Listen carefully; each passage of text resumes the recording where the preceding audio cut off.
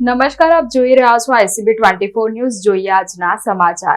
વડાપ્રધાન નરેન્દ્ર મોદીના હસ્તે વડોદરામાં સરદાર ધામ 3ના ભવ્ય લોકાર્પણ કાર્યક્રમને લઈને તંત્ર સજ્જ બન્યું છે.